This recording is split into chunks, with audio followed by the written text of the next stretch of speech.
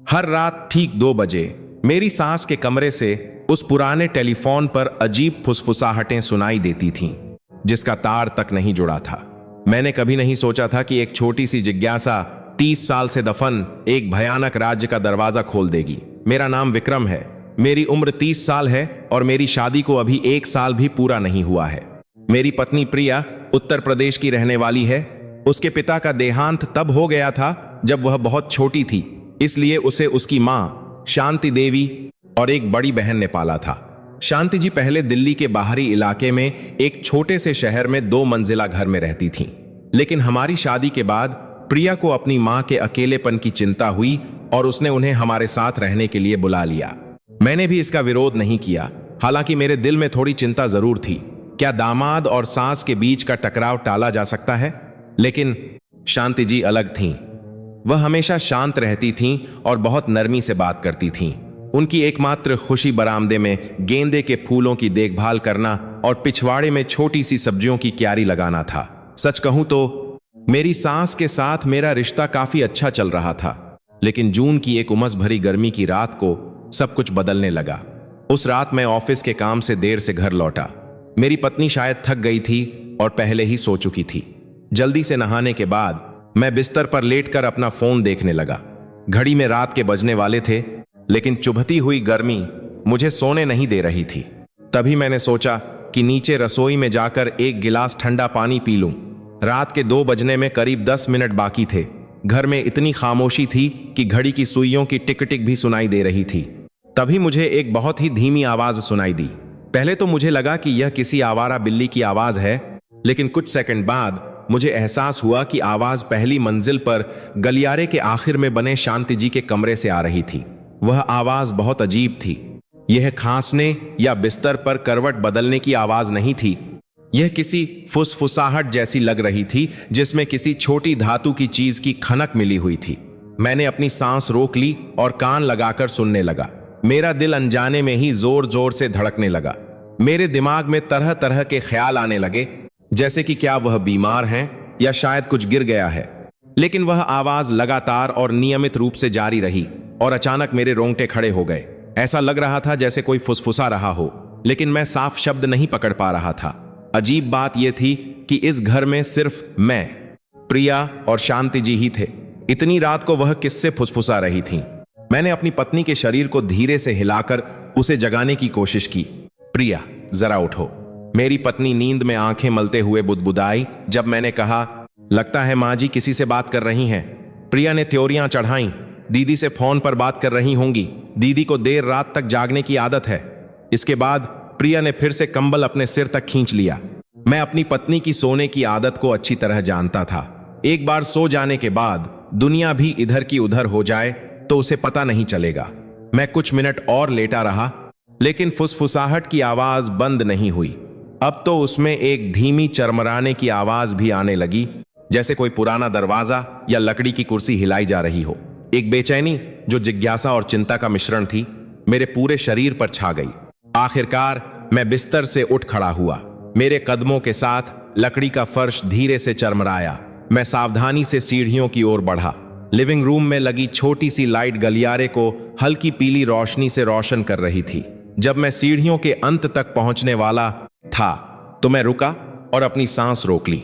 फुसफुसाहट की आवाज अब और साफ हो गई थी, जिसमें एक अजीब आवाज मिली हुई थी जो मैंने इस घर में पहले कभी नहीं सुनी थी। फिर एक क्लिक की आवाज आई, जैसे कोई छोटा ताला बंद किया या खोला गया हो। मेरा दिल बैठ गया। क्या कोई घुसपैठिया है या शांति जी कुछ छिपा रही हैं?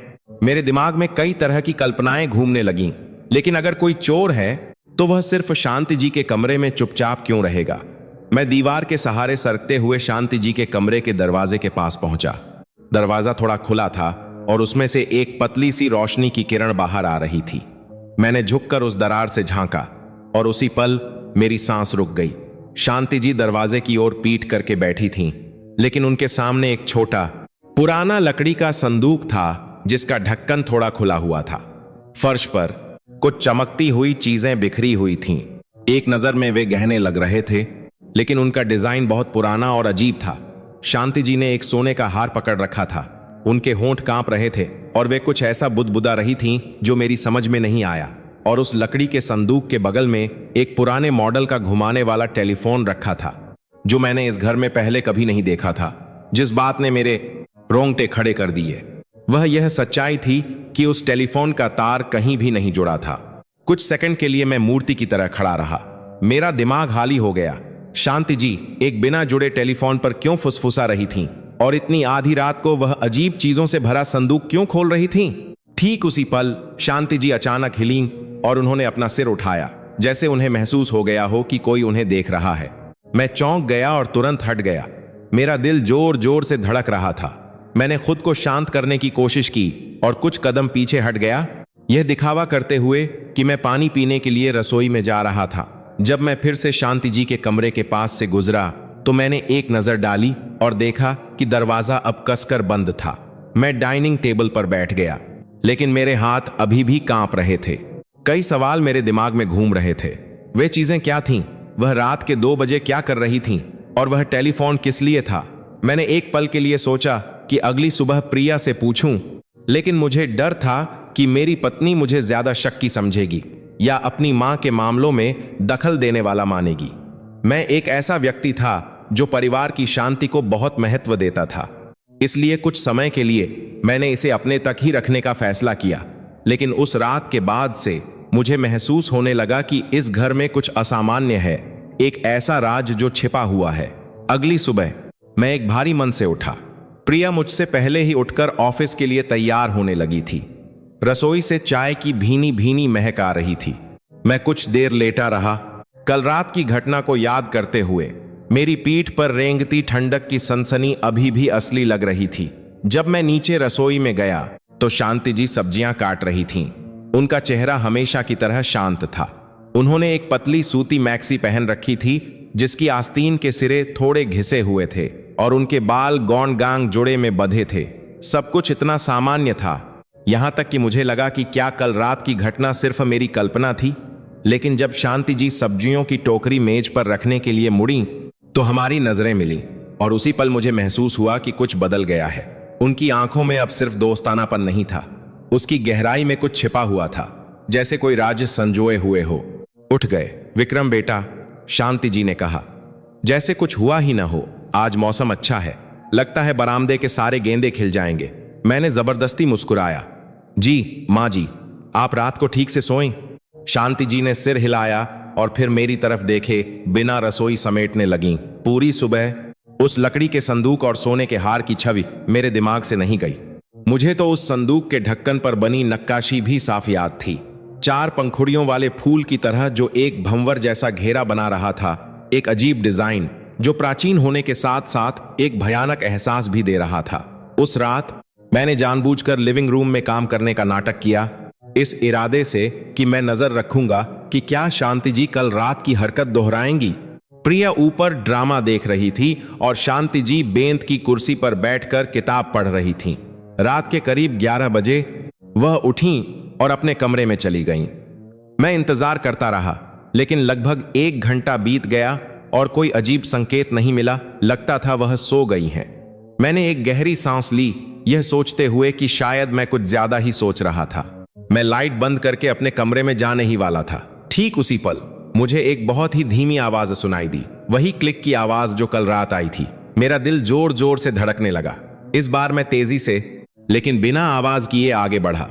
शांति जी के कमरे का दरवाजा फिर से थोड़ा खुला था। मैंने झुककर अंदर झांका।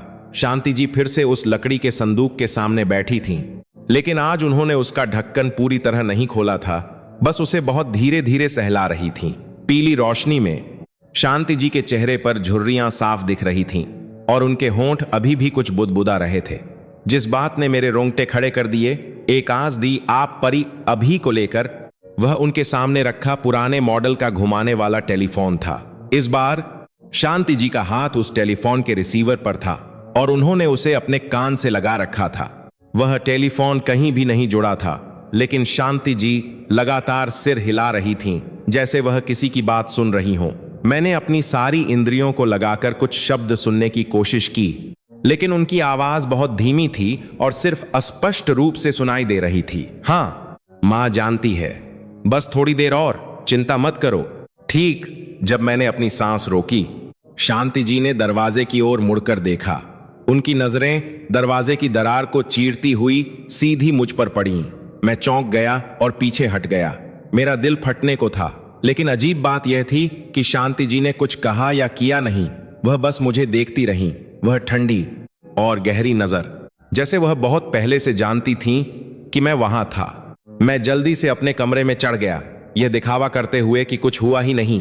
प्रिया अभी भी अपने ड्रामा में मग्न थी और उसने कुछ भी नोटिस नहीं किया। मैंने यह बात अपनी पत्नी को नहीं बताई, लेकिन मेरे दिल के किसी कोने में एक बुरा पूर्वाभास पनपने लगा था। इसके बाद कुछ दिनों तक मुझे शांति जी की आदतों में थोड़ा बदलाव महसूस हुआ। दिन में वह बगीचे की देखभाल करती, खाना बनाती और हमेशा की तरह बात करती, लेकिन रात में वह लगभग कभी भी लिविंग रूम में नहीं आती थीं। मैंने कई बार उनके कमरे से चरमराने और फुसफुसाने की आवाजें सुनी, लेकिन हर बार जब मैं पास जाता तो सारी आवाजें धरती में समा जाती। एक वीकेंड प्रिया किसी पारिवारिक काम से गांव गई। मैं शांति जी के साथ अकेला था। जब मैं बरामदे में लाइट ठीक कर रहा था, मैंने देखा कि शांति जी एक बड़ा और भारी दिखने वाला कपड़े का थैला लेकर गेट से बाहर जा रही हैं। माँ जी, कहाँ जा रही हैं? मैंने पूछा। बाजार, उन्होंने संक्षिप्त में जवाब दिया। फिर बिना किसी और स्पष्टीकरण के वह मुड़ी और सीधी चली गईं। जिज्ञासा ने मुझे उकसाया। मैंने शांति जी के कमरे में जाने का फैसला किया। दरवाजा बंद था। आसपास देखने पर मुझे रसोई के पास एक पुरानी चाबी लटकी मिली। जब मैंने दरवाजा खोला तो पुरानी लकड़ी और अगरबत्ती की हल्की गंध फैली। वह लकड़ी का संदूक अभी भी कमरे के कोने में था। मैं घुटनों के बल बैठा और उसकी सतह को छुआ। यह ठंडा महसूस हुआ। पीतल का ताला छोटा था, लेकिन कसकर बंद था। जब मैंने उसे उठाया तो संदूक मेरी उम्मीद से कहीं ज्यादा भारी लगा। उसके बगल में वह घुमाने वाला टेलीफोन पड़ा था।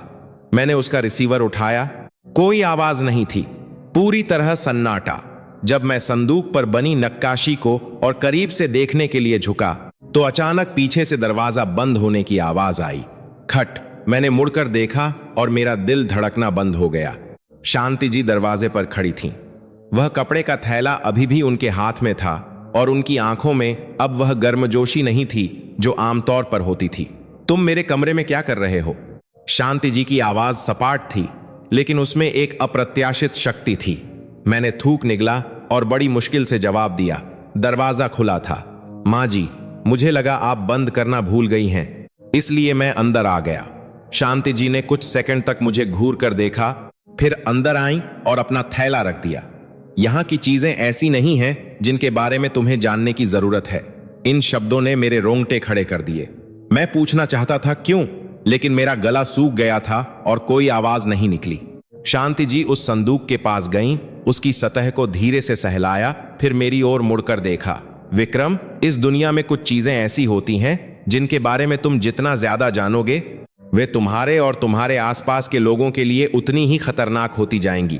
इसके बाद शांति जी ने उस संदूक को बंद किया, अपना थैला उठाया और कमरे से बाहर चली गईं। मैं बस हक्का बक्का खड़ा रह गया। उस रात जब मैं उनके कमरे के पास से गुजरा तो मैंने फिर से टेलीफोन का रिसीवर उठाए जाने और लंबी फुसफुसाहट की आवाज सुनी, लेकिन इस बार मैंने झांकने की हिम्मत नहीं की। मुझे एहसास होने लगा था उस दरवाजे के पीछे का राज सिर्फ कुछ पुरानी एंटीक चीजें या एक बुजुर्ग महिला की अजीब आदत नहीं थी। यह कुछ बहुत गहरा, बहुत ज्यादा अंधेरा और शायद मेरी कल्पना से कहीं ज्यादा खतरनाक था। उस शाम के बाद से मुझे शांति जी की नजरों में कुछ बिल्कुल अलग महसूस होने लगा। अब कोई अपनापन या नरमी नहीं थी, बल्कि एक दूरी थी, जैसे हमारे बीच बर्फ की एक पतली परत जम गई हो। शांति जी ने मुझसे बात करना और भी कम कर दिया था, और जब भी मैं सामने आता वह एक नजर देखती जैसे मेरे मन को पढ़ने की कोशिश कर रही हों। मैं मामले को और जटिल नहीं बनाना चाहता था, लेकिन शांति जी के उस दिन के शब्द ऐसी चीजें नहीं हैं जिनके बारे में तुम्हें जानने की जरूरत है, मेरे कानों में गूंजते रहे। मैंने खुद से वादा किया कि मैं पीछे हट जाऊंगा और अब उनके मामलों में दखल नहीं दूंगा, लेकिन मेरी जिज्ञासा दिन ब दिन बढ़ती ही जा रही थी। एक रात करीब 2 बजे मैं फिर से उस जानी पहचानी आवाज से जाग गया। इस बार आवाज ज्यादा साफ थी, जैसे शांति जी अब इसे छिपाने का इरादा नहीं रखती थीं। फुसफुसाहट की आवाज धातु के टकराने की आवाज और टेलीफोन घुमाने की आवाज। प्रिया गहरी नींद में नियमित सांसें ले रही थीं। मैं चुपचाप बिस्तर से उतरा और पहली मंजिल की ओर बढ़ा। अंधेरा गलियारा सिर्फ शांति जी के कमरे के दरवाजे की दरार से आ रही हल्की रोशनी से रोशन था।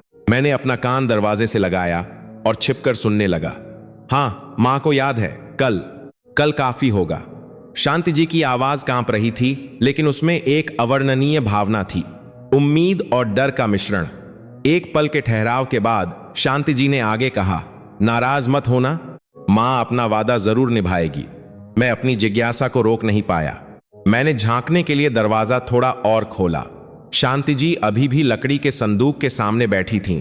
टेलीफोन का रिसीवर उनके कान से लगा था, लेकिन एक चीज अलग थी। इस बार उनके सामने एक पुरानी काले और सफेद रंग की तस्वीर रखी थी। उस तस्वीर में, जिसके कोने जर्जर हो चुके थे, एक नौजवान सफेद कमीज में एक महिला के साथ खड़ा था, जो शायद युवा शांति जी थीं। मैं उस तस्वीर से अपनी नजरें नहीं हटा सका। वह आदमी कौन था? वह मेरे दिवंगत ससुर नहीं थे। मैंने अपने ससुर की तस्वीर देखी थी और वह बिल्कुल अलग व्यक्ति थे। जब मैं उस तस्वीर में खोया हुआ था, शांति जी ने अचानक रिसीवर रख दिया और दरवाजे की ओर मुड़ी। उनकी नजरें फिर मुझसे मिलीं, लेकिन इस बार यह एक जांच पड़ताल वाली नजर नहीं थी। वह नजर गहरी और खाली थी, जैसे मेरे मन को भेद रही हो। कितनी देर से हो यहां? शांति जी की आवाज धीमी थी, उनका हर शब्द भारी लग रहा था। मैं हकलाया, मैं बस पानी पीने आया था। शांति जी हल्की सी मुस्कुराई, लेकिन उस मुस्कान ने मेरे रोंगटे खड़े कर दिए। जाओ, सो जाओ बेटा, कुछ रातें हमारे लिए नहीं होती, लेकिन मुस्कुरान दे। मैं पीछे हट गया और दरवाजा धीरे धीरे बंद हो गया। शांति जी के शब्द एक चेतावनी के साथ साथ एक विनम्र निष्कासन भी थे। अगले दिन मैं काम पर ध्यान नहीं लगा पा रहा था। पूरे दिन मेरा दिमाग उस तस्वीर और कल रात की आवाज से भरा रहा। शांति जी के शब्द, कल काफी होगा, मेरे दिमाग से नहीं जा रहे थे। कल रात क्या होने वाला है? मैं थकान का बहाना बनाकर जल्दी घर आ गया। जब प्रिया रसोई में व्यस्त थी, मैंने चुपके से अपने फोन पर वॉइस रिकॉर्डिंग फीचर चालू कर दिया। मैंने आज रात शांति जी की बातचीत रिकॉर्ड करने की योजना बनाई। मैंने अपने फोन को एक छोटे से फूलदान में छिपा दिया और उसे शांति जी के कमरे के पास गलियारे के कोने में रख दिया। रात गहरी होती गई और लगभग 1:50 बजे वह जानी पहचानी आवाज आने लगी। मैं बिस्तर पर लेटा रहा, मेरा दिल जोर जोर से धड़क रहा था, इस उम्मीद में कि मेरा फोन शांति जी के सारे शब्द रिकॉर्ड कर लेगा। अगली सुबह जब सब सो रहे थे, मैंने अपना फोन उठाया और रिकॉर्डिंग चलाई। पहले कुछ सेकंड सन्नाटा था, फिर शांति जी की आवाज साफा सुनाई दी। मैंने इसे 30 साल तक संभाला है, अब मैं इसे तुम्हें वापस कर दूंगी। धातु के टकराने की आवाज आई। फिर शांति जी ने आगे कहा, प्लीज मेरे बच्चों को मत छूना। यह सुनकर मेरे बाल खड़े हो गए। उस समय शांति जी की आवाज सामान्य बातचीत जैसी नहीं थी, बल्कि एक मिन्नत जैसी थी। इसके बाद एक अजीब आवाज आई, जैसे किसी का जवाब हो, लेकिन आवाज दबी हुई थी और यह साफ नहीं था कि क्या कहा गया। ऐसा लग रहा था जैसे आवाज किसी चीज से विकृत हो गई हो। मैंने रिकॉर्डिंग रोक दी। मेरे हाथ ठंडे पसीने से भीग गए थे। 30 साल से संभाली हुई कोई चीज कौन किसे माफ कर रहा था और उसे वापस क्यों करना था? उस रात मैंने शांति जी के अतीत के बारे में पता लगाने का फैसला किया। मैं चुपके से स्टोर रूम में गया, जहां पुरानी चीजें रखी थीं, और मुझे दस्तावेजों और पुरानी तस्वीरों से भरा एक कार्डबोर्ड का डिब्बा मिला। पीले पड़ चुके पत्रों के बीच मुझे लगभग 30 साल पुरानी शादी का एक निमंत्रण पत्र मिला। दूल्हे का नाम मेरे दिवंगत ससुर का नहीं, बल्कि भास्कर नाम के एक अजनबी आदमी का था। मेरा दिल जोर जोर से धड़कने लगा। शांति जी ने किसी और आदमी से सगाई की, लेकिन फिर मेरे ससुर से शादी क्यों की? और क्या कल रात की तस्वीर में वही आदमी भास्कर था? जब मैं विचारों में डूबा हुआ था, तो मेरे पीछे एक धीमी आवाज आई। मैंने मुड़कर देखा और शांति जी स्टोर रूम के दरवाजे पर खड़ी थीं। उनकी आंखों में उदासी के साथ सतर्कता भी थी। तुम यहां क्या ढूंढ रहे हो? शांति जी ने नरम लेकिन भारी आवाज में पूछा। मैंने जल्दी से वह डिब्बा रख दिया। बस कुछ पुरानी चीजें देख रहा था जो शायद ठीक हो सकें। माँ जी। शांति जी पास आई। उन्होंने वह कार्डबोर्ड का डिब्बा उठाया और उसे अपने सीने से लगा लिया। फिर धीरे से कहा, विक्रम, कभी कभी अतीत को दफन ही रहने देना बेहतर होता है।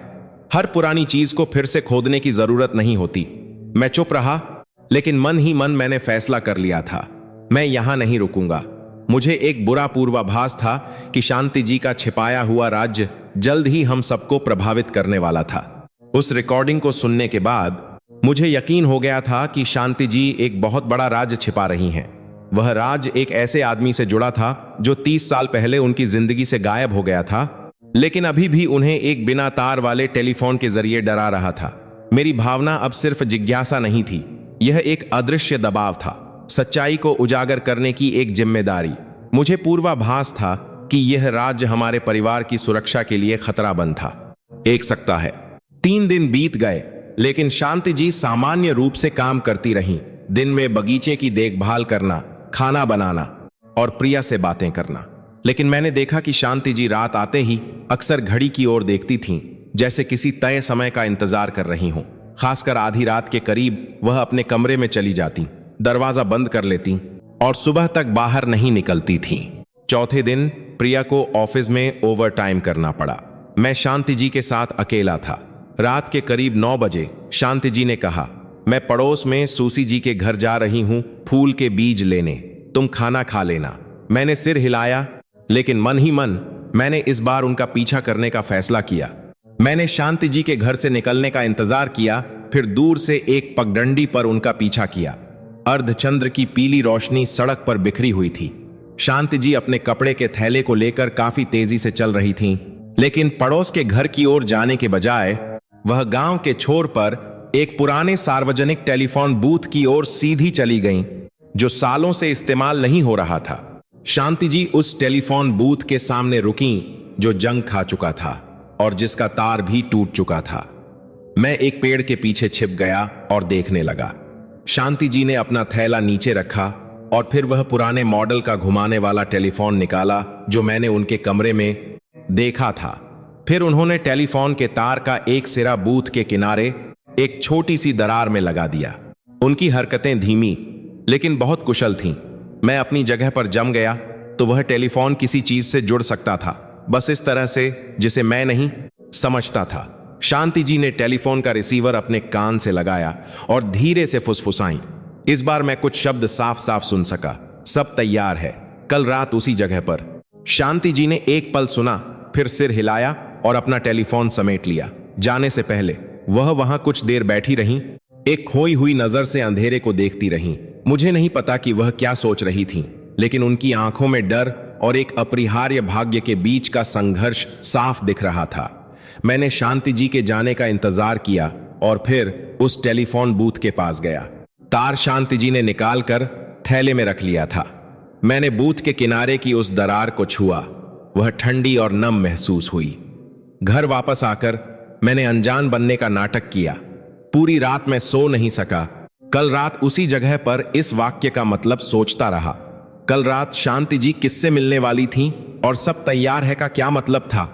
अगले दिन मैंने यह सुनिश्चित किया कि प्रिया जल्दी सो जाए। आधी रात के करीब मैंने लिविंग रूम में टीवी देखने का नाटक किया। शांति जी के कदमों जी धीमी आवाज सीढ़ियों से नीचे आते हुए सुनाई दी। उन्होंने एक कोट, एक चौड़ी टोपी पहन रखी थी और उनके हाथ में कपड़े का थैला था। मैंने शांति जी के घर से निकलने का इंतजार किया और फिर उनका पीछा किया। उस रात बहुत अंधेरा था, बादलों ने चांद की रोशनी को ढक लिया था। पगडंडी सुनसान थी, सिर्फ हम दोनों के कदमों की आवाज गूंज रही थी। शांति जी अभी भी उस पुराने टेलीफोन बूथ की ओर जा रही थीं। जब वह वहां पहुंची तो एक आदमी पहले से ही इंतजार कर रहा था। उसने एक लंबा बरसाती कोट और एक बेसबॉल टोपी पहन रखी थी जो नीचे खींची हुई थी। सड़क की हल्की रोशनी में उसका चेहरा साफ नहीं दिख रहा था। शांति जी ने उसे वह कपड़े का थैला दे दिया। उस आदमी ने थैला खोला, उसके अंदर की चीजों की जांच की, फिर सिर हिलाया। फिर शांति जी ने अपनी जेब से एक छोटी पीतल की चाबी निकाली। उस आदमी ने उस चाबी को तीखी नजरों से देखा, फिर अचानक शांति जी का हाथ कसकर पकड़ लिया। उसने कुछ कहा, लेकिन मैं सुनने के लिए बहुत दूर था। शांति जी एक पल चुप रहीं, फिर अपना हाथ छुड़ाया और एक आग्रहपूर्ण लहजे में कहा, यह आखिरी बार है, मैं अब कोई और झंझट नहीं चाहती। उस आदमी ने जवाब नहीं दिया, बस थैला और चाबी ली और अंधेरे में गायब हो गया। शांति जी कुछ देर वहीं खड़ी रहीं, फिर एक जर्जर लकड़ी के बेंच पर बैठ गईं और एक लंबी सांस ली। मैं एक बिजली के खंभे के पीछे छिपा हुआ था। मेरा दिल जोर जोर से धड़क रहा था। यह दृश्य किसी गुप्त लेन देन जैसा था, और वह चाबी जरूर शांति जी के कमरे में रखे लकड़ी के संदूक की थी। वापस घर जाते समय शांति जी के कदम बहुत धीमे थे। कभी कभी वह एक सुनसान चौराहे पर रुक जाती और आसमान की ओर देखती। उनकी आंखें नम थीं। उन्हें इस तरह देखकर मुझे अचानक उन पर दया आ गई। जो भी राज था, ऐसा लगता था कि उसने उन्हें सालों से एक अदृश्य जंजीर में जकड़ रखा था। घर पहुंचकर शांति जी सीधे अपने कमरे में गईं और दरवाजा बंद कर लिया। मैं कुछ देर उनके दरवाजे के सामने खड़ा रहा। चाबी घुमाने और कुर्सी खींचने की आवाज आई। फिर सब कुछ शांत हो गया। मैं जानता था कि सब कुछ पहले जैसा नहीं हो सकता, और अगर मैं अपनी पत्नी की रक्षा करना चाहता था तो मुझे उस सच्चाई को उजागर करना होगा, चाहे वह कितनी भी काली क्यों न हो। उस रात की मुलाकात शांति जी और बरसाती कोट वाले आदमी के बीच मेरे दिमाग में घूमती रही। मैं शांति जी की आंखों की वह नजर नहीं भूल सकता जब उन्होंने वह पीतल की चाबी सौंपी थी। डर और राहत का मिश्रण, जैसे किसी ने अभी अभी कोई भारी बोझ उतारा हो। अगर वह चाबी सच में लकड़ी के संदूक की थी तो इसका मतलब था कि उसके अंदर की चीजें अब शांति जी की नहीं थीं। उस रात प्रिया को फिर से ऑफिस में नाइट शिफ्ट करनी पड़ी। जब मैं लिविंग रूम में बैठा था तो शांति जी एक अजीब रूप में नीचे आईं। उन्होंने एक मैक्सी पहन रखी थी, लेकिन उनका चेहरा हल्का मेकअप किया हुआ था, कुछ ऐसा जो मैंने रात में पहले कभी नहीं देखा था। उनकी आंखों में कुछ अप्रत्याशित चमक रहा था, और उनके हाथ में वह जाना पहचाना लकड़ी का संदूक था। माँ जी, जब मैं पूछने ही वाला था तो शांति जी ने मुझे बीच में ही टोक दिया। विक्रम, मैं बस थोड़ी देर के लिए बाहर जा रही हूं, चिंता मत करना। मैं उलझन में था। क्या संदूक की चाबी कल रात उस आदमी को नहीं दे दी गई थी? तो फिर आज यह संदूक शांति जी के हाथ में क्यों था? शांति जी गेट से बाहर निकली, लेकिन इस बार वह संकरी पगडंडी से नहीं बल्कि दूसरी दिशा में गईं। मैंने उनका पीछा करने का फैसला किया। शांति जी गांव के बाहरी इलाके में एक खाली घर की ओर गईं। उसकी दीवारें फीकी पड़ चुकी थीं, लकड़ी सड़ चुकी थीं, की पारी फीकी पड़ चुकी थीं, और चारों ओर सिर्फ जंगली घास उगी हुई थी। शांति जी ने दरवाजे पर 3 बार धीरे और 2 बार जोर से दस्तक दी। एक आदमी अंदर से बाहर आया। यह कल रात वाला बरसाती कोट वाला आदमी नहीं था, बल्कि कोई और था, जिसकी उम्र लगभग 50 के आसपास थी। उसके बाल सफेद हो रहे थे और उसकी नजरें गहरी और तीखी थीं। उसने चारों ओर देखा और फिर शांति जी को अंदर आने का इशारा किया। मैं सावधानी से धूल भरी खिड़की के पास गया और अंदर झांका। पीली रोशनी के नीचे परछाइयां हिल रही थीं। अंदर शांति जी और सफेद बालों वाले आदमी के अलावा 2 और लोग थे, एक बूढ़ी औरत और एक दुबला पतला नौजवान। मेज पर एक पुराना नक्शा फैला हुआ था और उसके बगल में वही चमकती हुई चीजें थीं जो मैंने लकड़ी के संदूक में देखी थीं। जब शांति जी ने वह संदूक मेज पर रखा तो सफेद बालों वाले आदमी ने एक और चाबी निकाली, कल रात वाली पीतल की चाबी नहीं। फिर उसे ताले में डाला और खोल दिया। जब संदूक का ढक्कन खुला तो मैंने अपनी सांस रोक ली। उसके अंदर सिर्फ कुछ एंटीक चीजें ही नहीं बल्कि कुछ मोटे लिफाफे, चांदी के सिक्कों से भरी थैलियां और एक काली पिस्तौल भी थी जिसका रंग समय के साथ फीका पड़ गया था। मेरे रोंगटे खड़े हो गए। यह अब अजीब संग्रह या रहस्य का मामला नहीं था। यह साफ साफ खतरनाक और अवैध सामान था। सफेद बालों वाले आदमी ने पिस्तौल उठाई, उसकी मैगजीन जांची, फिर उसे वापस रख दिया। उसने शांति जी से धीमी आवाज में कहा, एक बार तुमने फैसला कर लिया तो वापस जाने का कोई रास्ता नहीं है। शांति जी कुछ देर चुप रहीं, फिर जवाब दिया, मैंने इसे 30 साल तक संभाला है, बेचने के लिए नहीं, लेकिन अगर इसे खत्म करने का यही एकमात्र तरीका है तो मुझे मंजूर है। बूढ़ी औरत ने बीच में टोका, तुम जानती हो कि यह सौंपने के बाद तुम सब कुछ खो दोगी, है ना? शांति जी ने अपनी आंखें बंद कर लीं और धीरे से कहा, मैं 30 साल पहले ही सब कुछ खो चुकी हूं। यह सुनकर मेरा पूरा शरीर कांप गया। उन्होंने क्या खो दिया था? दुबले पतले नौजवान ने संदूक के अंदर से सारा सामान एक बड़े थैले में डाल दिया। सफेद बालों वाले आदमी ने संदूक को बंद कर दिया, लेकिन उसे शांति जी को वापस नहीं किया। शांति जी बस चुपचाप फर्श को देखती रहीं, जैसे उन्होंने सब कुछ भाग्य पर छोड़ दिया हो। मुझे लगा कि अगर मैं वहां और रुका तो पकड़ा जाऊंगा, इसलिए मैं चुपचाप घर वापस आ गया। वापस घर जाते समय मैं सभी टुकड़ों को जोड़ने की कोशिश कर रहा था। बरसाती कोट वाला आदमी, गुप्त वादा, लकड़ी का संदूक, पिस्तौल, और बिना तार वाले टेलीफोन पर फुसफुसाहट। शांति जी रात के लगभग 2 बजे घर लौटी। मैंने सोने का नाटक किया, लेकिन मेरी सारी इंद्रियां हर आवाज पर सतर्क थीं। शांति जी बहुत धीरे धीरे चल रही थीं, लेकिन जब वह मेरे कमरे के सामने से गुजरी तो वह कुछ सेकंड के लिए रुकी। ऐसा लगा जैसे वह दरवाजे के सामने खड़ी थीं, यह जानते हुए कि मैंने लकड़ी के दरवाजे के पीछे से सब कुछ देख लिया है। अगली सुबह मैंने शांति जी से बात करने की कोशिश की, लेकिन वह मुझसे बचती रहीं। प्रिया को कुछ भी पता नहीं था। वह सोच रही थी कि उसकी माँ बस पौधों की देखभाल कर रही हैं या कभी कभी दोस्तों से मिलने जाती हैं। उस रात जब मैं रसोई में हाथ धो रहा था तो शांति जी अचानक मेरे पीछे खड़ी हो गईं और धीमी आवाज में कहा, विक्रम, अगर किसी दिन तुम्हें लगे कि यह घर खतरनाक है तो प्रिया को यहां से तुरंत ले जाना। मैं पूछने के लिए मुड़ा, लेकिन शांति जी जा चुकी थीं। मैं बस जमा हुआ खड़ा रह गया। वे शब्द एक भविष्यवाणी की तरह थे और मुझे लगा कि वह समय बहुत करीब आ रहा है। 2 दिन बाद ठीक रात के 2 बजे शांति जी के कमरे से फिर से टेलीफोन की घंटी बजने की आवाज आई, लेकिन इस बार यह धीमी फुसफुसाहट नहीं थी। एक आग्रहपूर्ण बातचीत की आवाज सुनाई दी, जिसमें मेज पीटने की आवाज भी मिली हुई थी। मैंने कहा था, यह खत्म हो गया है, नहीं, यहां मत आना। अगर तुम यहां आने की हिम्मत की तो। फिर धड़ाम जैसी आवाज आई, जैसे टेलीफोन का रिसीवर पटका गया हो। मैं गलियारे की ओर भागा, लेकिन शांति जी के कमरे का दरवाजा कसकर बंद था। अंदर से कुर्सी खींचने और खड़खड़ाहट की आवाज आ रही थी, जैसे कोई चीज जल्दी जल्दी समेटी जा रही हो। मैं वहीं खड़ा रहा, अपने धड़कते दिल को पकड़े हुए। मैं जानता था कि यह स्थिति अब और नहीं चल सकती। वह राज टूटने लगा था, और जब वह राज बिखर जाएगा तो मुझे डर था कि हम में से कोई भी शांत नहीं रह पाएगा। उस रात मैं लगभग सो ही नहीं पाया। अगर तुम्हें लगे कि यह घर खतरनाक है तो प्रिया को यहां से ले जाना। शांति जी के शब्द एक वसीयत की तरह गूंज रहे थे। मुझे नहीं पता था कि क्या होने वाला है, लेकिन एक बुरे पूर्वाभास ने कहा कि वह समय बहुत करीब था। अगली सुबह शांति जी ने शांत रहने का नाटक किया, जैसे कुछ हुआ ही ना हो। यहां तक कि मुझे नाश्ते के लिए भी पूछा, लेकिन मैंने देखा कि उनके हाथ पर एक नया लाल खरोंच का निशान था। जब मैंने पूछा तो शांति जी बस मुस्कुराईं और कहा, बुढ़ापे में लापरवाह हो गई हूं, कद्दू की टहनी से लग गया। मुझे विश्वास नहीं हुआ। जब उन्होंने यह कहा तो उनकी आंखों में किसी छोटे मोटे हादसे का शिकार हुए व्यक्ति जैसी नजर नहीं थी, बल्कि किसी ऐसे व्यक्ति की तरह थी जो अभी अभी किसी खतरे से बचकर आया हो, लेकिन नहीं चाहता कि कोई जाने। उस पूरे दिन मैंने घर पर ही रहने की कोशिश की।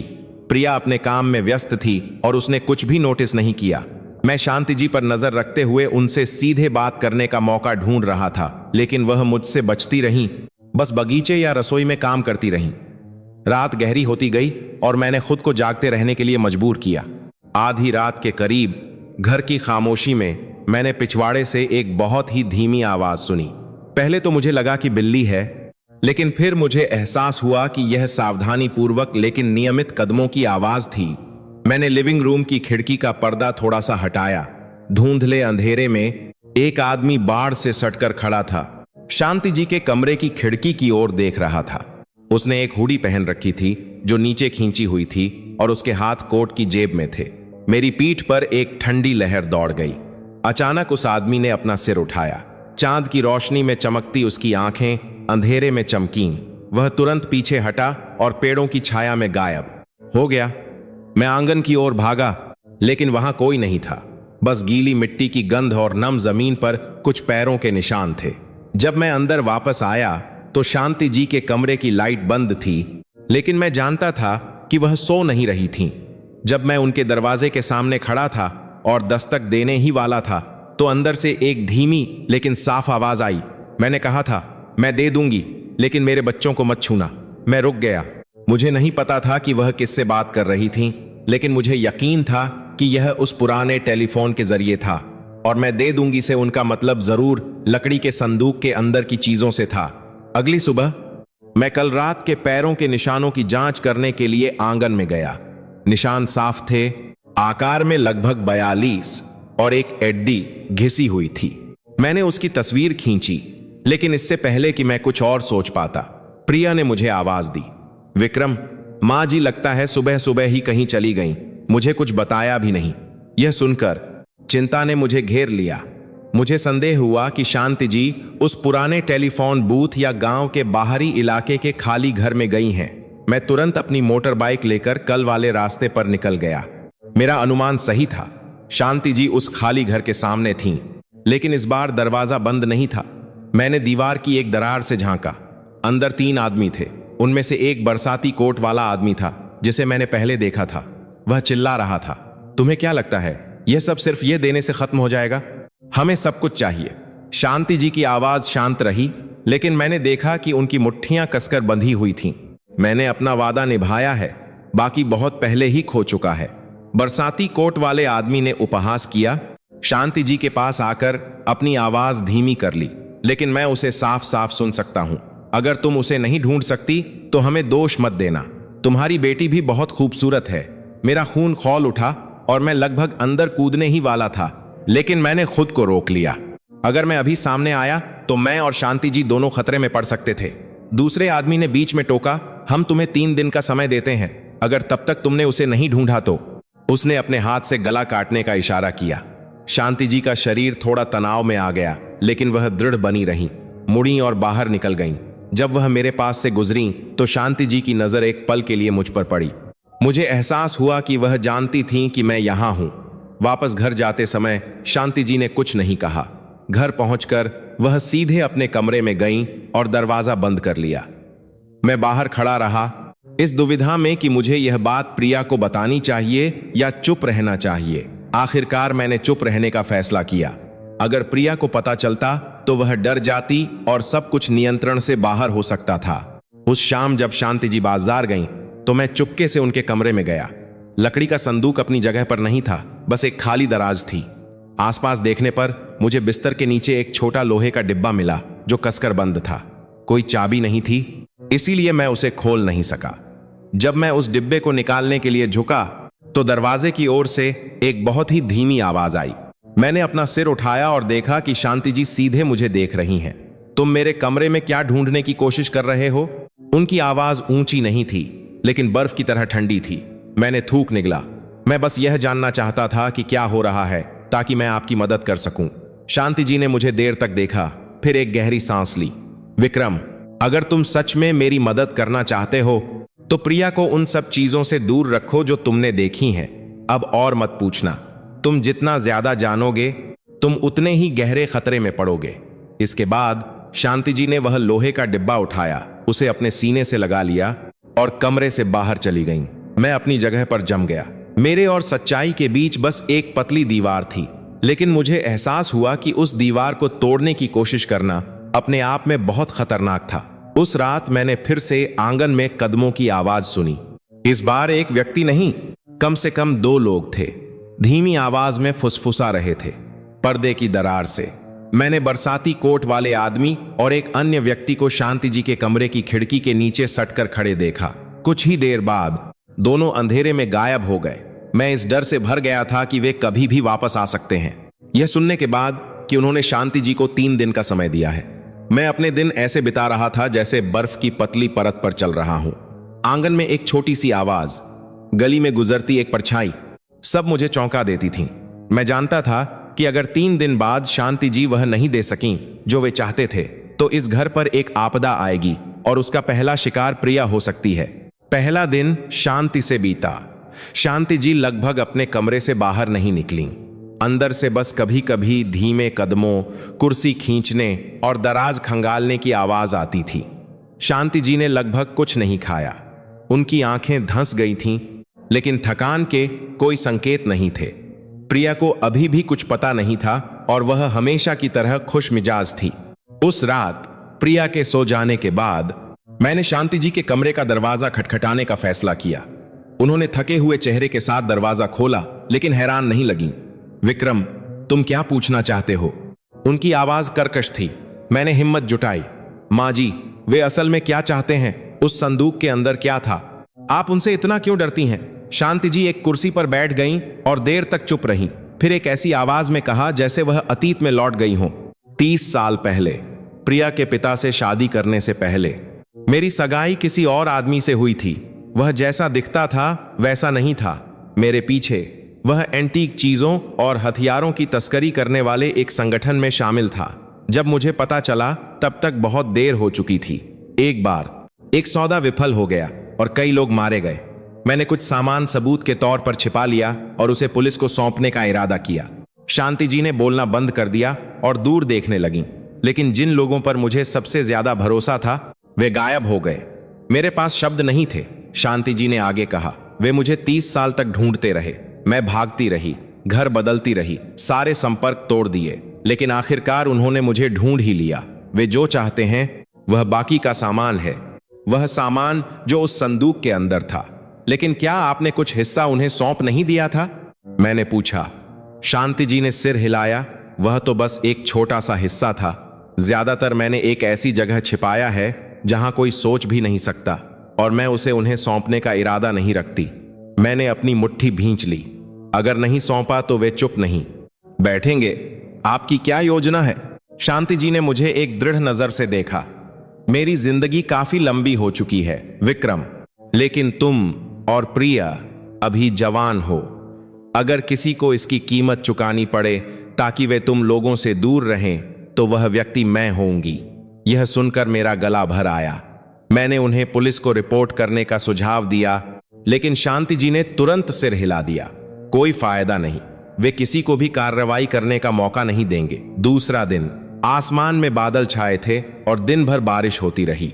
मैंने देखा कि शांति जी कई बार पिछवाड़े के स्टोर रूम में आती जाती रहीं और हर बार वह उसका दरवाजा कसकर बंद कर देती थीं। मुझे संदेह हुआ कि वहीं शांति जी ने बाकी का सामान छिपाया है। शाम को जब प्रिया नहा रही थी, मैं स्टोर रूम में गया और ताला तोड़ दिया। अंदर अंधेरा और नमी थी। सड़ी हुई लकड़ी की गंध तेल की गंध के साथ मिली हुई थी। सबसे गहरे कोने में एक संदूक था जो पिछले लकड़ी के संदूक से कहीं ज्यादा बड़ा था और तिरपाल से ढका हुआ था। मैंने उसे खोलने की कोशिश की, लेकिन वह कसकर बंद था और उसके ढक्कन पर खरोंच के निशान थे, जैसे किसी ने उसे जबरदस्ती खोलने की कोशिश की हो।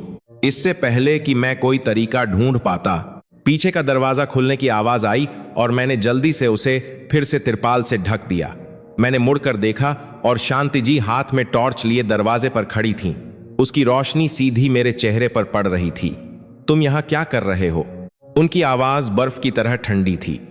मैंने जल्दी से जवाब दिया, मुझे यह जानना था कि मैं अब किस चीज का सामना कर रहा हूं। अगर आप इसे छिपाती रहेंगी तो मैं प्रिया की रक्षा कैसे कर पाऊंगा? शांति जी ने मुझे देर तक देखा, फिर टॉर्च बंद कर दी और एक गहरी सांस ली। क्या तुम जानते हो, अगर तुम्हें यह पता चल गया तो तुम भी अगला निशाना बन जाओगे। मैंने जवाब नहीं दिया। शांति जी पास आईं और अपना हाथ उस संदूक पर रखा। यही वे चाहते हैं, लेकिन कोई गारंटी नहीं है कि वे चले जाएंगे भले ही मैं इसे सौंप दूं। तो फिर आपकी क्या योजना है? शांति जी कुछ देर चुप रहीं, फिर कहा, मैं इसका इस्तेमाल उन्हें फंसाने के लिए करूंगी। मैं समझ नहीं पाया कि उनका क्या मतलब था। तीसरा दिन, आखिरी दिन। घर के अंदर हवा भारी महसूस हो रही थी। प्रिया को अचानक ऑफिस से एक दिन की छुट्टी मिल गई और वह घर पर थी। शांति जी ने सामान्य रहने का नाटक किया, लेकिन मैं जानता था कि वह लगातार खिड़की से बाहर देख रही थी, किसी चीज का इंतजार कर रही थी। रात के करीब 9 बजे घर का टेलीफोन, जो लगभग कभी नहीं बजता था, बजा। जब मैंने उठाया तो एक आदमी की कर्कश आवाज सुनाई दी, शांति देवी को दे दो, 1 घंटे में उसी जगह पर आओ या हम घर आ जाएंगे। मैंने रिसीवर कसकर पकड़ लिया, लेकिन कनेक्शन कट चुका था। शांति जी सीढ़ियों से नीचे आईं। उनकी आंखों में कोई आश्चर्य नहीं था। वे थे, है ना? शांति जी ने पूछा। मैंने सिर हिलाया। मुझे जाना होगा। तुम प्रिया के साथ घर पर ही रहना, कभी बाहर मत निकलना। मैंने विरोध करने की कोशिश की, लेकिन शांति जी ने एक आदेशात्मक लहजे में कहा, अगर तुम साथ चले तो हम तीनों मारे जाएंगे। शांति जी ने कोट पहना, एक छोटा संदूक उठाया और घर से बाहर निकल गईं। लेकिन कुछ मिनट बाद मैंने चुपके से उनका पीछा किया। इस बार मैं उन्हें अकेले नहीं जाने दे सकता था। रात अंधेरी थी और बूंदाबांदी हो रही थी। शांति जी तेजी से उस खाली घर की ओर चलीं। अंदर पहले से ही एक लाइट जल रही थी। बरसाती कोट वाला आदमी, सफेद बालों वाला आदमी और 2 अन्य आदमी मेज के चारों ओर खड़े थे। जब शांति जी ने वह संदूक रखा तो बरसाती कोट वाला आदमी पास आया और ताला खोल दिया। मैंने अपनी सांस रोक ली। उसके अंदर एंटीक चीजें या पिस्तौल नहीं, बल्कि सिर्फ कुछ पुरानी ईंटें थीं। मजाक कर रही हो? हैं? बरसाती कोट वाले आदमी ने मेज पर मारते हुए चिल्लाया। शांति जी ठंडी नजर से सीधी खड़ी रहीं। अगर असली सामान चाहिए तो पहले मेरी बेटी को छोड़ दो। तनाव एक खींचे हुए धागे की तरह महसूस हो रहा था। सफेद बालों वाले आदमी ने व्यंग्यात्मक मुस्कान दी। अभी भी सोच रही हो कि मोल भाव कर सकती हो? मुझे लगा कि कुछ ही सेकंड में सब कुछ फट जाएगा और खिड़की के बाहर परिणामों के बारे में सोचे बिना मैं अंदर कूदने के लिए तैयार हो गया। जब बरसाती कोट वाले आदमी ने अपनी जेब से एक चमकता हुआ चाकू निकाला तो मुझे पता था कि मैं सिर्फ देख नहीं सकता। वह शांति जी के पास आया, गुर्राया और कहा, मजाक मत करो बुढ़िया। मैंने एक गहरी सांस ली, आंगन से उठाई एक लकड़ी की छड़ी को कसकर पकड़ लिया। जैसे ही उसने अपना चाकू उठाया, मैंने जर्जर लकड़ी का दरवाजा तोड़ा और अंदर कूद गया। सब लोग चौंक गए और मेरी ओर मुड़ गए। इससे पहले कि बरसाती कोट वाला आदमी कुछ कर पाता, मैंने उसकी कलाई पर लकड़ी से जोर से मारा। चाकू फर्श पर गिर गया। मैंने मेज को लात मारी जिससे खाली संदूक दूर जा गिरा। किसका इंतजार कर रहे हो? पकड़ो इसे, सफेद बालों वाला आदमी चिल्लाया। दो अन्य लोगों ने तुरंत मुझ पर हमला कर दिया। मैं बचता रहा, रोकता रहा और लड़ता रहा, लेकिन वे संख्या में ज्यादा थे। पीछे से एक घूंसे ने मुझे लड़खड़ा दिया। बरसाती कोट वाले आदमी ने फिर से हमला किया, मेरे पेट में मारा। घुटन भरे दर्द के बीच मैं झुका, शांति जी को अपने पीछे बचाया और चिल्लाया, माँ जी भागो। लेकिन शांति जी भागी नहीं। उन्होंने एक जेब से एक छोटी पीतल की चाबी निकाली और दूसरी जेब से वह चांदी की पिस्तौल जो मैंने लकड़ी के संदूक में देखी थी। पिस्तौल के कॉक होने की ठंडी क्लिक की आवाज ने पूरे कमरे को जमा दिया। शांति जी ने पिस्तौल का मुंह बरसाती कोट वाले आदमी की ओर कर दिया। अगर असली सामान चाहिए तो पश्चिम की ओर नदी के किनारे अकेले आओ, पहले लोगों को छोड़ो। सफेद बालों वाले आदमी ने अपनी आंखें सिकोड़ लीं। तुम्हें क्या लगता है उसमें कितनी गोलियां हैं? शांति जी ने जवाब नहीं दिया, अपनी स्थिति पर बनी रहीं। कुछ सेकंड की खामोशी के बाद उसने अपने सिर से इशारा किया। बरसाती कोट वाले आदमी ने अपना चाकू उठाया, मुझे नफरत से देखा, लेकिन अब और पास नहीं आया। शांति जी पिस्तौल पकड़े हुए धीरे धीरे दरवाजे की ओर पीछे हटी। मैं उनके बगल में सट गया। बाहर निकलते ही हम अपनी पूरी ताकत से एक अंधेरी गली की ओर भागे। ठंडी बारिश हमारे चेहरों को भिगो रही थी। घर पहुंचने के बाद ही शांति जी ने अपनी पिस्तौल नीचे की ओर हाँपने लगी। लिविंग रूम में प्रिया डरी हुई खड़ी थी। माँ, विक्रम, क्या हुआ?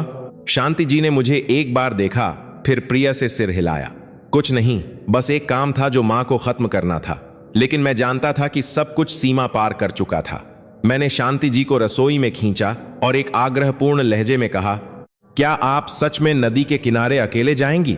शांति जी ने पिस्तौल मेज पर रखी और धीमी आवाज में कहा, कोई और रास्ता नहीं है, अगर नहीं तो वे घर आ जाएंगे। मैं कुछ देर चुप रहा, फिर कहा, तो फिर मैं साथ चलूंगा। शांति जी ने मुझे देर तक देखा जैसे कुछ तौल रही हों, फिर छोटा सा सिर हिलाया। रात के 2 बजने के करीब हम घर से बाहर निकले। नदी के किनारे का रास्ता सुनसान था, बस हमारे बरसाती कोटों पर गिरती बारिश की आवाज सुनाई दे रही थी। शांति जी ने कपड़े का थैला कसकर पकड़ रखा था और मैंने एक लोहे का पाइप ले रखा था। जब हम वहां पहुंचे तो एकमात्र बिजली के खंभे की हल्की रोशनी में 4 परछाइयां पहले से ही इंतजार कर रही थीं। बरसाती कोट वाला आदमी और सफेद बालों वाला आदमी आगे बढ़े। सामान? सफेद बालों वाले आदमी ने पूछा। शांति जी ने अपना थैला नीचे रखा और उसे खोला। उसके अंदर पुराने कपड़े में लिपटे कुछ पैकेट, एंटीक चीजें और चांदी के सिक्कों की थैलियां दिख रही थीं। वे सब झुंड बनाकर उन चीजों की जांच करने लगे। लेकिन जैसे ही बरसाती कोट वाले आदमी ने एक थैली खोली, दूर से एक आवाज आई। टॉर्च की रोशनी ने पूरे नदी के किनारे के इलाके को रोशन कर दिया। दोनों तरफ से बुलेट प्रूफ जैकेट और हथियारों से लैस वर्दीधारी लोग टूट पड़े। पुलिस! हथियार डाल दो! सब कुछ एक पल में हो गया। पता चला कि शांति जी ने पहले ही पुलिस को रिपोर्ट कर दी थी और यह लेन देन उन्हें फंसाने के लिए एक चारा था। बरसाती कोट वाले आदमी ने गाली दी और अपना चाकू निकालने की कोशिश की, लेकिन एक डंडे के वार ने उसे कीचड़ में गिरा दिया। सफेद बालों वाला आदमी झाड़ियों की ओर भागने की कोशिश कर रहा था, लेकिन मैंने और 2 जासूसों ने उसका रास्ता रोक लिया। चीखें और हथकड़ियों की आवाज गूंज उठी। 10 मिनट बाद वे सब ले जाए गए। मैंने शांति जी को देखा। उन्होंने एक लंबी सांस ली। उनकी भीगी आंखों में एक हल्की मुस्कान थी। 30 साल आखिरकार खत्म हो गया। जब हम घर लौटे तो दिन निकलने लगा था। प्रिया दौड़कर बाहर आई। शांति जी को गले लगाया और उन पर सवालों की बौछार कर दी। शांति जी ने बस संक्षिप्त में कहा, मां ने अतीत के सारे कर्ज चुका दिए हैं। फिर वह मेरी ओर मुड़ी। धन्यवाद बेटा, अगर आज तुम नहीं होते तो मां में इतनी हिम्मत नहीं होती। मैंने शांति जी को देखा। यह कहानी हमेशा एक भारी याद बनकर रहेगी, लेकिन कम से कम अब मैं जानता था कि यह खत्म हो गया है।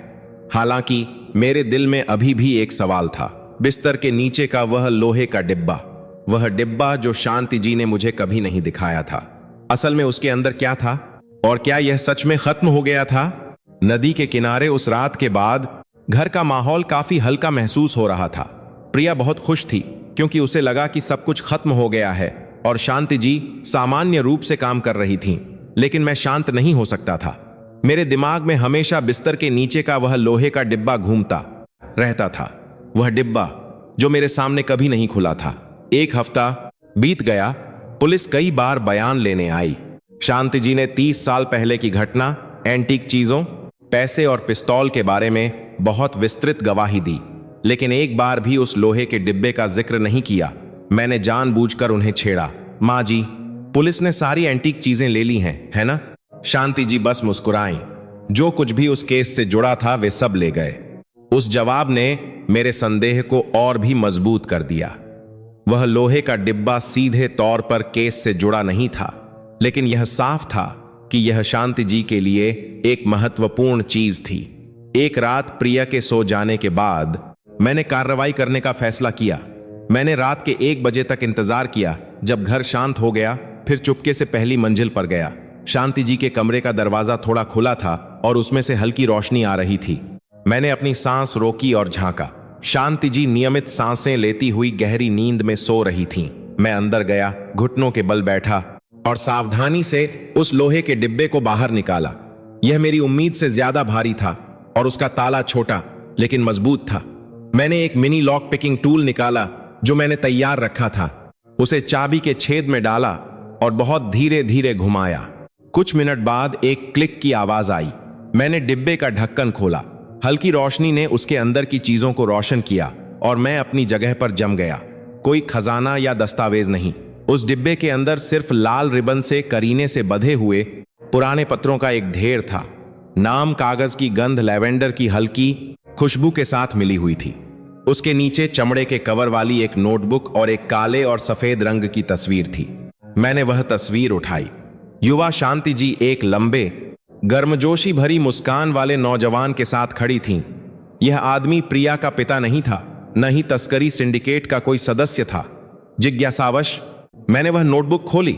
सामने के हिस्से में सुंदर लिखावट में लिखा हुआ था, साफ तौर पर शांति जी की लिखावट। लेकिन जिस बात ने मुझे चौंका दिया वह उसका इच्छेरिक था। यह कोई सामान्य डायरी नहीं थी, बल्कि ऐसे पत्र थे जो कभी भेजे नहीं गए। वे सभी एक ही व्यक्ति भास्कर को संबोधित थे। हर पत्र यादों का एक टुकड़ा था। वे कैसे मिले, प्यार में पड़े और साथ में भविष्य के सपने देखे। फिर कैसे भास्कर तस्करी सिंडिकेट में शामिल होने लगा। उनके बढ़ते झगड़े और वे लंबी रातें जब शांति जी उसका इंतजार करती थीं। कुछ पत्र आंसुओं से लिखे गए थे, कुछ गुस्से से भरे थे। लेकिन जब मैं आखिरी पन्ने पर पहुंचा तो मुझे एक और सच्चाई मिली। भास्कर उस असफल सौदे की घटना में मारा गया था और मरने से पहले उसने शांति जी के लिए एक पत्र छोड़ा था। उनसे बाकी सामान को संभाल कर रखने के लिए कहा था जब तक कि उसका आदमी उसे लेने ना आए। मेरे रोंगटे खड़े हो गए। एक पत्र छोड़ा था तो इन 30 सालों में शांति जी न सिर्फ एक आपराधिक सिंडिकेट से भाग रही थीं, बल्कि किसी के आने और उन चीजों को ले जाने का इंतजार करने का जोखिम भी उठा रही थीं। जब मैं पढ़ने में मग्न था तो मेरे पीछे से एक आवाज आई, विक्रम, तुम क्या कर रहे हो? मैं चौंक गया और मुड़ा। शांति जी दरवाजे पर खड़ी थीं। उनके चेहरे पर गुस्सा नहीं था, सिर्फ एक उदास अभिव्यक्ति थी। मैंने जल्दी से सब कुछ वापस डिब्बे में डाल दिया। मैं बस यह जानना चाहता था कि आपने इसे इतनी दूर तक क्यों छिपाया। शांति जी अंदर आईं, एक कुर्सी पर बैठीं और एक गहरी सांस ली। क्योंकि यह मेरे अतीत का एकमात्र हिस्सा है जिसे मैं किसी के साथ साझा नहीं करना चाहती। इसलिए नहीं कि यह खतरनाक है, बल्कि इसलिए कि यह पूरी तरह से मेरा है। मैं झिझकते हुए शांति जी को देखने लगा। आप अभी भी उनसे प्यार करती हैं, है ना? शांति जी हल्की सी मुस्कुराईं। उनकी आंखें खोई हुई थीं। एक मरे हुए व्यक्ति से प्यार करने में क्या गलत है विक्रम? इंसान यह नहीं चुन सकता कि वह किससे प्यार करेगा, लेकिन वह उस प्यार को संभाल कर रखने का चुनाव कर सकता है। हम कुछ देर चुप रहे। आखिरकार शांति जी ने धीरे से कहा, यह डिब्बा अगर किसी दिन मैं नहीं रही तो इसे पश्चिम की ओर नदी के किनारे ले जाना और उस बड़े बरगद के पेड़ के नीचे दफना देना। कोई होगा जो जानेगा और उसे ले लेगा।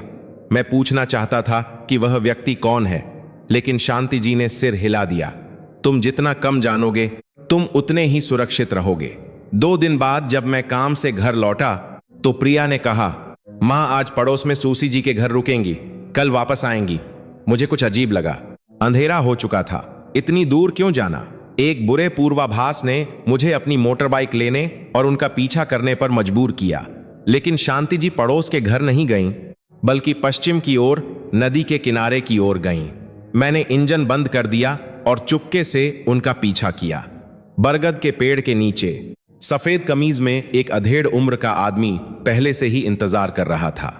जब शांति जी पहुंची तो वे गले मिले, जैसे वे एक दूसरे को बहुत लंबे समय से जानते हों। मैं दूसरे पेड़ के पीछे छिप गया और उनकी बातचीत सुनने लगा। माफ करना, मैंने तुम्हें इतने समय तक अकेला छोड़ दिया। काश तुम जिंदा होते तो मैं यह डिब्बा 30 साल तक नहीं संभालती। मैं चौंक गया। भास्कर जिंदा था। उस आदमी ने शांति जी का हाथ पकड़ लिया। उनकी आंखों में एक गहरा प्यार झलक रहा था जो मैंने किसी में नहीं देखा था। वे बहुत देर तक बात करते रहे। बिछड़ते समय शांति जी ने उसे एक कपड़े का पैकेट दिया। जरूर वह लोहे का डिब्बा था। मुझे नहीं पता था कि मुझे सामने आना चाहिए या चुप रहना चाहिए, लेकिन उसी पल मुझे एहसास हुआ कि कुछ राज मुझे सुलझाने की जरूरत नहीं है। वे दूसरों की जिंदगी के थे। शांति जी और मदद तक आर्ट करता है काम कर रहे। वह आदमी पगडंडी पर गायब हो गए। मैं वहीं खड़ा रहा, चांद की रोशनी में चमकते नदी के पानी को देखता रहा। मेरा दिल हल्का और थोड़ा उदास महसूस हो रहा था। मैं जानता था कि शांति जी की 30 साल की कहानी सच में खत्म हो गई थी, लेकिन मेरे लिए गलियारे की रातों की यादें, अंधेरे में टेलीफोन की आवाज और शांति जी की गहरी आंखों की नजर हमेशा के लिए अमर हो जाएगी। नदी के किनारे उस रात के बाद शांति जी और भास्कर नाम के उस आदमी के गले मिलने की छव्य मेरे दिमाग में घूमती रही। यह तथ्य कि वह जिंदा था, जबकि पुलिस और आपराधिक सिंडिकेट ने कहा था कि वह मर चुका है, इस पर विश्वास करना वाकई मुश्किल था। इससे भी ज्यादा अविश्वसनीय यह था कि कैसे शांति जी ने उससे जुड़े सारे राज्य 30 साल तक संभाले, सिर्फ एक लोहे का डिब्बा संभालने के लिए डर में जीती रहीं। मैंने चुप रहने का फैसला किया, लेकिन सिर्फ 2 दिन बाद स्थिति ने मुझे फिर से उस गहरे भंवर में खींच लिया। उस दिन जब प्रिया रात का खाना बना रही थी, एक अजनबी आदमी आया। वह 50 के दशक के अंत में था। उसने एक फीकी खाकी पोशाक और एक बेसबॉल टोपी पहन रखी थी। उसने चारों ओर देखा जैसे निगरानी कर रहा हो, और फिर पूछा, क्या शांति देवी हैं? मैंने सतर्कता से जवाब दिया, आप कौन हैं? उस आदमी ने मुझे देखा। उसकी नजरें अजनबी थीं, लेकिन न जाने क्यों परिचित लगीं। पुराना दोस्त। अगर मैं भास्कर नाम लूंगा तो वह जान जाएंगी। मेरा दिल बैठ गया।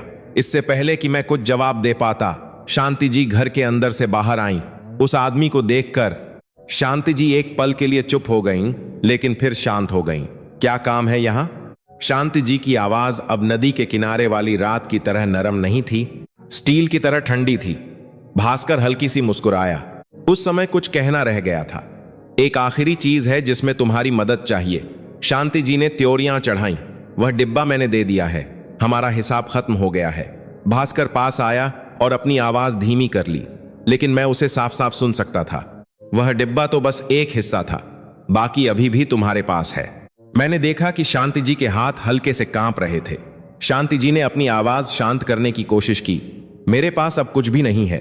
लेकिन भास्कर ने सीधे शांति जी की आंखों में देखा। आखिरी पत्र जो मैंने तुम्हें भेजा था, उसके अंदर सबसे जरूरी चीज थी, और मुझे पता है कि तुमने उसे अभी भी संभाल कर रखा है। सबसे जरूरी चीज? मुझे नहीं पता था कि वह क्या थी, लेकिन यह साफ था कि उन शब्दों ने शांति जी को सच में घबरा दिया था। शांति जी कुछ देर चुप रहीं, फिर मुझसे कहा, विक्रम तुम अंदर चले जाओ। मैंने मना करने की कोशिश की, लेकिन शांति जी की नजरें इतनी दृढ़ थीं कि मुझे दरवाजे की दरार से अंदर जाना पड़ा। मैंने देखा कि वे थोड़ी देर और बात करते रहे, फिर भास्कर चला गया। शांति जी वहीं खड़ी रहीं, उनके कमजोर कंधे कांप रहे थे। उस रात मैंने रसोई में शांति जी का इंतजार किया। जब वह अंदर आईं तो मैंने तुरंत पूछा, माँ जी, वह क्या चाहता है? वह जरूरी चीज क्या है? शांति जी एक कुर्सी पर बैठ गईं, मुझे देर तक देखती रहीं, फिर एक गहरी सांस ली। एक नोटबुक, उसके अंदर उन सभी लोगों के नाम लिखे हैं जो उस संगठन में शामिल थे। मैं भौंचक्का रह गया। आपने उसे अभी भी क्यों रखा है? एक तुरुप के पत्ते के तौर पर। अगर वे वापस आते तो परिवार की सुरक्षा के बदले में उसे इस्तेमाल करती, लेकिन वही नोटबुक थी जिसकी वजह से मुझे 30 साल तक पीछा किया गया। तो अब क्या आप उसे सौंप देंगी? मैंने पूछा। शांति जी ने सिर हिलाया। नहीं, अगर वह नोटबुक गलत हाथों में पड़ गई तो और भी लोग मारे जाएंगे। उस जवाब ने मुझे कंपा दिया। यह खेल अभी खत्म नहीं हुआ था। अगले दिन मैंने छुट्टी ले ली और घर पर ही रहा। शांति जी ने सामान्य व्यवहार किया, लेकिन मैं जानता था कि वह चुप नहीं बैठेंगी, और हुआ भी वही। आधी रात के करीब मैंने देखा कि शांति जी चुपके से एक छोटा थैला लेकर घर से बाहर निकल रही हैं। मैंने उनका पीछा किया। शांति जी गांव के एक पुराने सार्वजनिक कब्रिस्तान की ओर गईं, जो बहुत पहले ही छोड़ दिया गया था। अर्धचंद्र की पीली रोशनी भूरे रंग के कब्र के नजर आ रहे हैं, पत्थरों पर पड़ रही थी। शांति जी एक बिना नाम के कब्र के पत्थर के सामने रुकीं, घुटनों के बल बैठीं और उसके बगल की जमीन को एक छोटे फावड़े से खोदने लगीं। मैं पास के एक पेड़ के पीछे छिप गया, आवाज न करने की कोशिश करता रहा। कुछ मिनट बाद शांति जी ने एक छोटा पुराना लकड़ी का डिब्बा निकाला। जब उन्होंने उसे खोला तो मेरा अनुमान सही था। उसके अंदर फीके चमड़े के कवर वाली एक नोटबुक थी। शांति जी ने जल्दी जल्दी कुछ पन्ने पलटे और फिर उसे थैले में डाल दिया। लेकिन जैसे ही वह उठी, एक और कब्र के पत्थर के पीछे से एक परछाई निकली। भास्कर, उसकी आवाज धीमी और शांत थी। मुझे पता था कि तुम यहां आओगी। शांति जी चौंक गईं, लेकिन जल्दी से उस नोटबुक को अपने पीछे छिपा लिया। तुम मेरा पीछा कर रहे थे? सिर्फ मैं नहीं। उसने अपना सिर थोड़ा हिलाया। अंधेरे से 2 अजनबी आदमी निकले और पास आए। मुझे पता है कि मुझे क्या करना है। मैंने जो लकड़ी पकड़ी थी उसे कसकर पकड़ लिया, बाहर कूदा और उनमें से एक पर अपनी पूरी ताकत से मारा। वह लड़खड़ाया, लेकिन दूसरे ने मेरे कंधे पकड़ लिए थे। हफ्ती सांसों और धूल के बीच हम गुत्थम गुत्था हो गए। उस अफरा तफरी के बीच शांति जी पीछे हटीं और अपनी जेब से चांदी की पिस्तौल निकाली। धड़ाम। गोली की आवाज ने कब्रिस्तान की खामोशी को चीर दिया, जिससे रात के पक्षी उड़ गए। गोली भास्कर के पैरों के पास जमीन पर लगी। मुझे ऐसा करने पर मजबूर मत करो। शांति जी की आवाज बर्फ की तरह ठंडी थी। यह नोटबुक वहीं जाएगी जहां इसे जाना चाहिए। भास्कर ने शांति जी को देखा। उसकी आंखों में गुस्सा और पीड़ा झलक रही थी। इतने सालों बाद भी तुम मुझ पर भरोसा नहीं कर सकती? उस आदमी पर भरोसा करूं जिसने मुझे नरक के बीच में छोड़कर खुद को बचा लिया? नहीं भास्कर, कभी नहीं। उस पल मुझे एहसास हुआ कि उनका प्यार, विश्वासघात और हानि के मलबे के नीचे दफन हो चुका था, और वह नोटबुक आखिरी धागा था जो उन्हें बांध रहा था। दूर से सायरन की आवाज आई और टॉर्च की रोशनी कब्र के पत्थरों पर पड़ी। शांति जी ने मुझे चिल्लाकर कहा, विक्रम, भागो। हम कब्रिस्तान से बाहर भागे। हमारे पीछे चीखें और पीछा करते कदमों की आवाज आ रही थी। घर पहुंचकर शांति जी ने दरवाजा बंद किया, एक कुर्सी पर बैठ गईं और उस नोटबुक को अपने सीने से लगा लिया। मुझसे वादा करो, शांति जी ने मुझे देखते हुए कहा। अगर मुझे कुछ हो जाए तो यह नोटबुक पुलिस को सौंप देना। इसे किसी और के हाथ में मत पड़ने देना। मैंने सिर हिलाया। अब मैं भी इस भंवर के बीच में था और पीछे हटने का कोई रास्ता नहीं था। अगले पूरे दिन शांति जी अपने कमरे से बाहर नहीं निकली। दरवाजा कसकर बंद था और अंदर से बस कुर्सी खींचने, कागज पलटने और कभी कभी लंबी सांस लेने की आवाज आती थी। मैं जानता था कि शांति जी नोटबुक और भास्कर को लेकर अपने विचारों से जूझ रही थीं, लेकिन मैं यह भी जानता था कि जितनी देर होगी खतरा उतना ही बढ़ेगा। शाम को दरवाजे की दरार से एक अजनबी लिफाफा अंदर डाला गया। जब मैंने उसे उठाया तो बाहर कांपती हुई लिखावट में सिर्फ 2 शब्द लिखे थे, आधी रात। उसके अंदर जल्दबाजी में लिखा एक कागज का टुकड़ा था। अगर तुम अपनी बेटी को सुरक्षित चाहते हो तो वह नोटबुक बंदरगाह के पुराने गोदाम में ले आओ। पुलिस को मत बताना, अकेले आना। उस संदेश को पढ़ते ही मेरे हाथ ठंडे पसीने से भीग गए। प्रिया, बिना कुछ जाने रसोई में रात का खाना बना रही थी। मैं वह संदेश शांति जी के कमरे में ले गया। शांति जी ने उस पर एक नजर डाली, फिर उनकी नजरें गहरी हो गईं।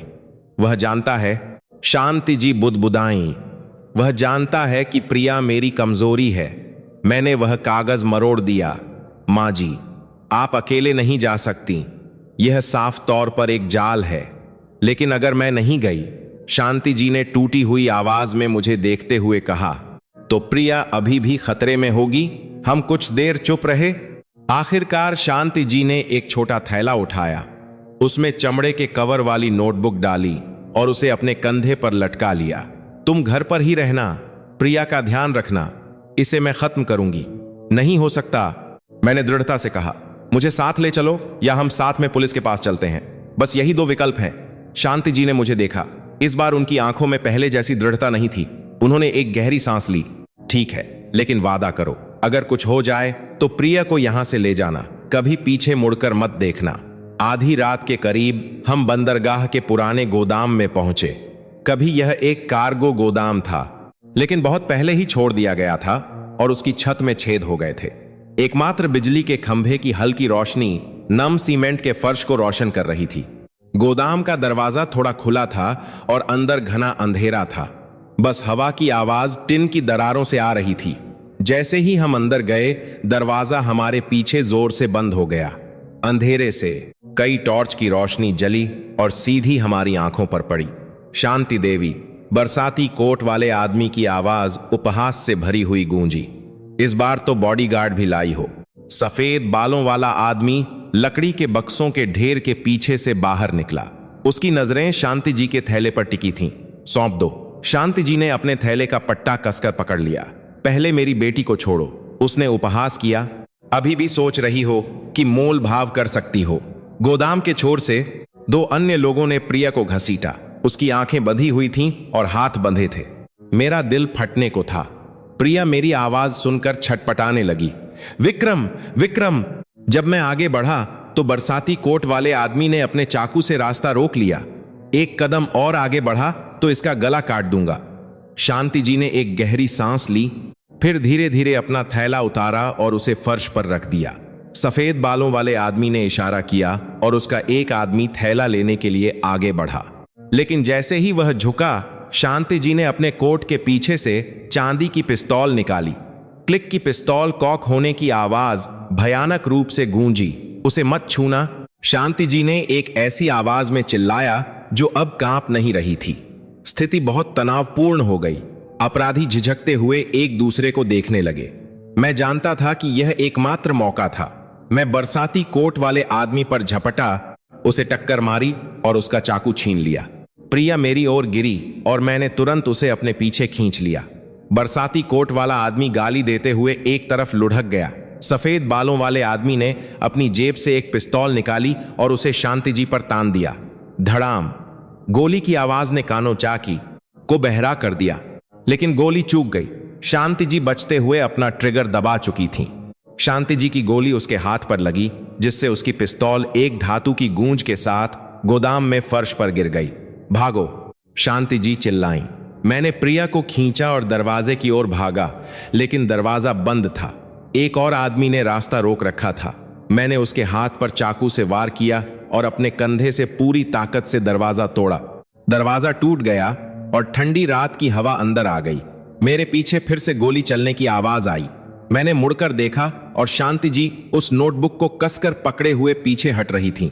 सफेद बालों वाला आदमी अपने खून बहते हाथ को पकड़े हुए चिल्लाया, उन्हें भागने मत दो। हम गोदाम के पीछे एक छोड़ी हुई रेलवे लाइन की ओर भागे। शोरगुल करते कदमों की आवाज हमारा पीछा कर रही थी। प्रिया हाँफ रही थी और मैं बस उसे आगे खींचने पर ध्यान केंद्रित कर रहा था। शांति जी अभी भी पीछे थीं, पीछा करने वालों से दूरी बनाए रखने की कोशिश कर रही थीं।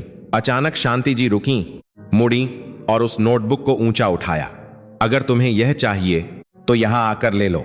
फिर उन्होंने वह नोटबुक कुछ मीटर दूर लकड़ी के बक्सों के ढेर की ओर फेंक दी। जैसे ही बरसाती कोट वाला आदमी और एक अन्य व्यक्ति वहां भागे, शांति जी ने अपनी जेब में छिपाई एक फ्लेयर का पिन खींच लिया। एक चकाचौंध करने वाली रोशनी फटी, जिससे उनकी आंखें चौंधिया गईं। जाओ! शांति जी एक बार फिर चिल्लाईं। मैंने प्रिया को खींचा और एक छोटी सी गली में भाग गया। जब मैंने पीछे मुड़कर देखा तो फ्लेयर की रोशनी बुझ चुकी थी और शांति जी की सिलुएट रेलवे लाइन के अंधेरे में गायब हो चुकी थी। हम थकी हारी हालत में घर पहुंचे। प्रिया अभी भी कांप रही थी और घबराकर पूछ रही थी, माँ कहाँ है? मुझे नहीं पता था कि क्या जवाब दूं।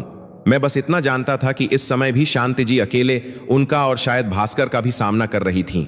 भोर से पहले घर का टेलीफोन बजा।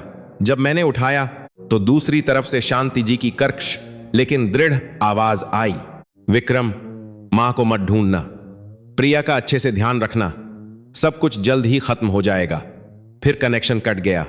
मैं हक्का बक्का खड़ा रह गया। मुझे लगा कि अगली रात इस सब की आखिरी रात होगी। अगली रात मैं सो नहीं सका। सब कुछ जल्द ही खत्म हो जाएगा।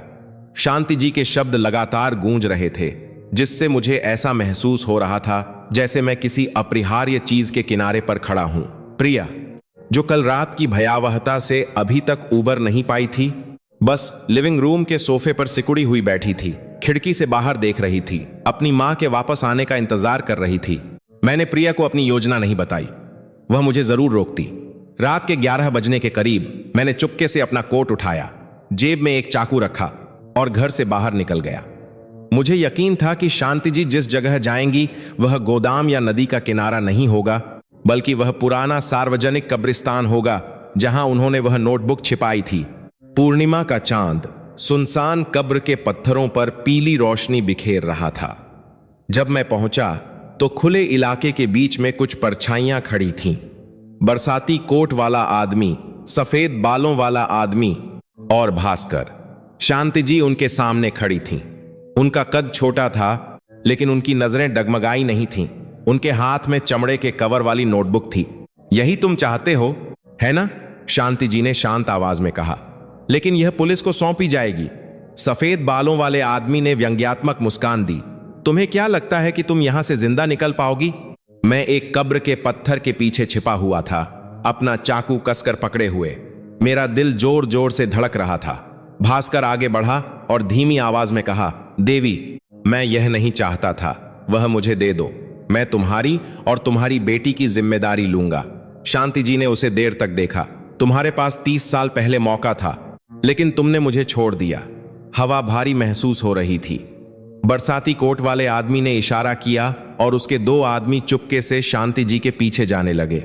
मैं जानता था कि अगर मैंने कुछ और सेकंड इंतजार किया तो सब कुछ नियंत्रण से बाहर हो जाएगा।